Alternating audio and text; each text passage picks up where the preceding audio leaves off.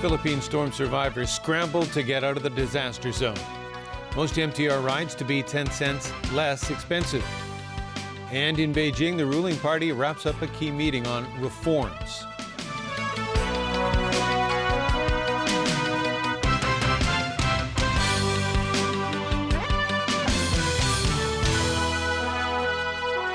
Good evening. 4 days after Super Typhoon Haiyan tore through the central Philippines, the situation there remains desperate. While some relief aid is trickling in from around the world, an estimated 600,000 displaced people have been left to fend for themselves, struggling without food, drinking water, and shelter. And thousands of survivors in Tacloban, one of the hardest hit areas, have swarmed the city's airport seeking a flight out. It's official. Super Typhoon Haiyan rates as the most powerful typhoon ever to make landfall. Residents of Tacloban can attest to the storm's ferocious winds and gargantuan waves that wiped out their once bustling city of 200,000. The Philippine president has declared the country in a state of national calamity. But because relief aid is just starting to trickle in, the masses are looting just to stay alive. People were stealing everything that they can. The United States is sending the USS George Washington aircraft carrier and 4 other naval ships to the Philippines to help speed up relief efforts, and the vessels left Hong Kong today. With roads washed out, no power, fuel, or way to communicate, no one knows who is dead or still alive in isolated villages. The United Nations fears the scarcity of food, potable water, and sanitation are a breeding ground for unleashing a major epidemic. The priorities of food. People need access to food and they need it now. They need water, clean water to drink and water to wash in. They need sanitation and hygiene kits because there's an extremely dirty environment. The hospitals in Tacloban are wiped out, and what medical supplies they could salvage is being used to treat the wounded. There's no food, there's no medicine. In fact, many have died due to a lack of medical needs. The smell of the dead bodies has become unbearable for survivors who are trying to avoid breathing in the stench. Authorities have resorted to piling up bodies along the streets. While there is no way to ensure an official death toll, those feared dead begins at 10,000. The latest count now stands at 1,774. The cost of the damage could be as high as $14 billion US. There are the lucky few being evacuated from the ruins, but the majority remain in sheer misery, waiting and praying for any form of relief. U.S. aircraft carrier and its support ships have cut short their port call here in Hong Kong. They are now on their way to the Philippines to help with relief efforts. Meanwhile, Chief Executive Leung Chun-ying says the SAR government will apply to the Legislative Council on Friday for funding to help the typhoon-ravaged country. Diane To reports.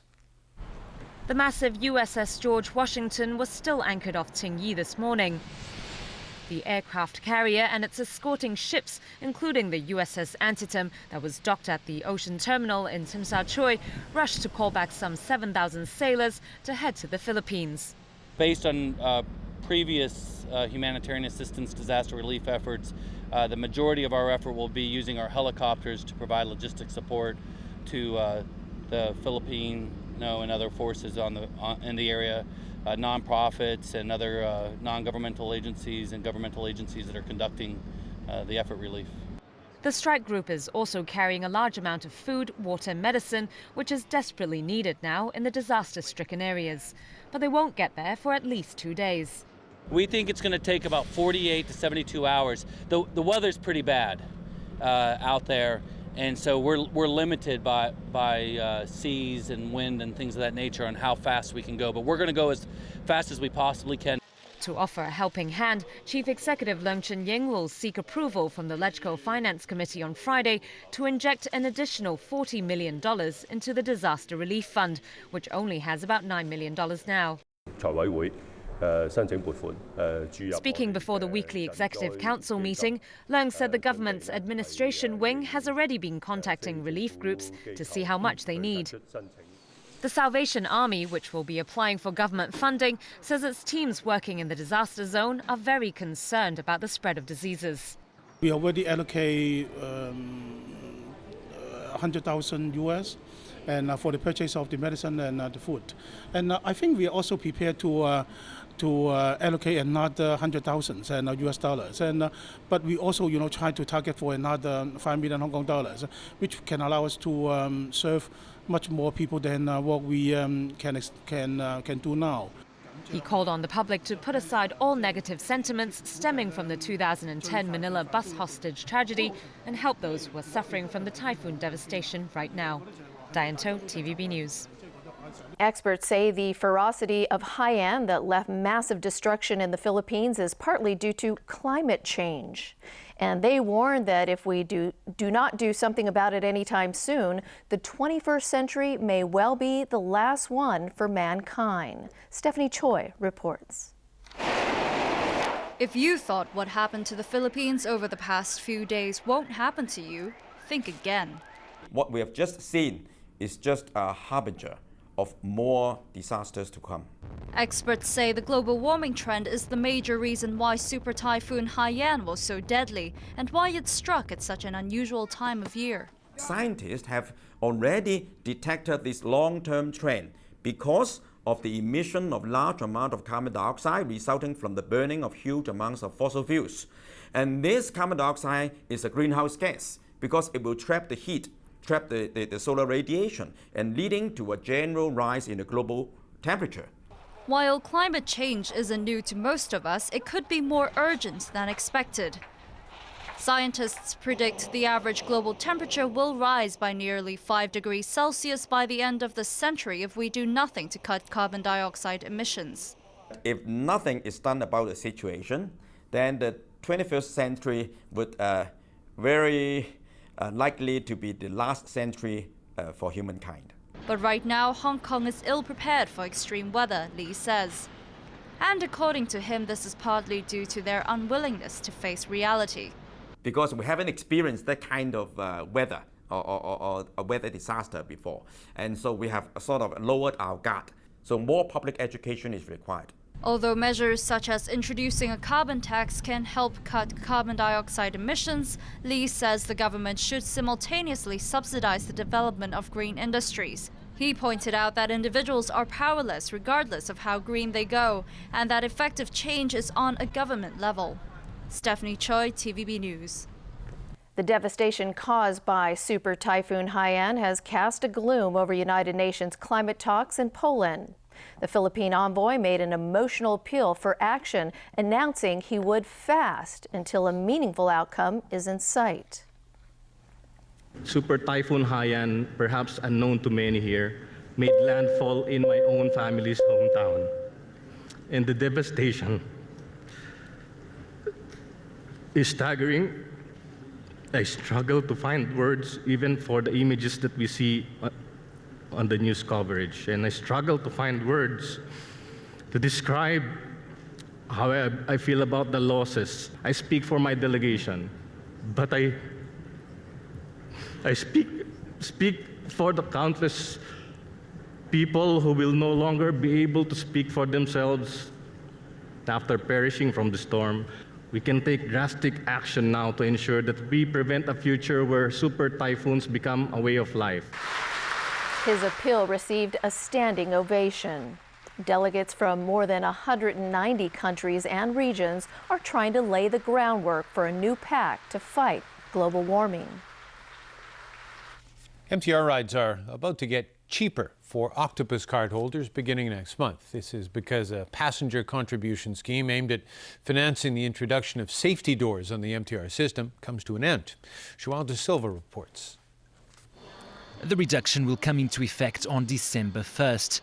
The MTR Corporation is withdrawing a 10-cent contribution fee, which since the year 2000 has been charged to Octopus cardholders to fund the introduction of platform screen doors and automatic platform gates. The 10-cent reduction will take effect in 38 MTR stations. This means rides for Octopus cardholders travelling to or from a station on any of these lines will become cheaper. Journeys to or from Kowloon Tong, East Chim Sa Tsui and Chim Sa Tsui, Nam Chong and Mei Fu stations will also see the 10-cent reduction. And finally, passengers will also be able to travel between Hung Hom and Mong Kok East stations for less money. The railway operator estimates that the reduction will cover 70% of daily rides taken on its network every day. Hong Kong's underground system was among the first in the world to be fitted with these safety doors. This landmark project came with a price tag of $2.3 billion, half of which was paid for by MTR passengers. And the MTR Corporation confirmed today that passengers will be exempted from paying any contribution towards the introduction of automatic platform gates along the East Rail and Ma On Shan lines. Passenger will not be asked to contribute to the cost.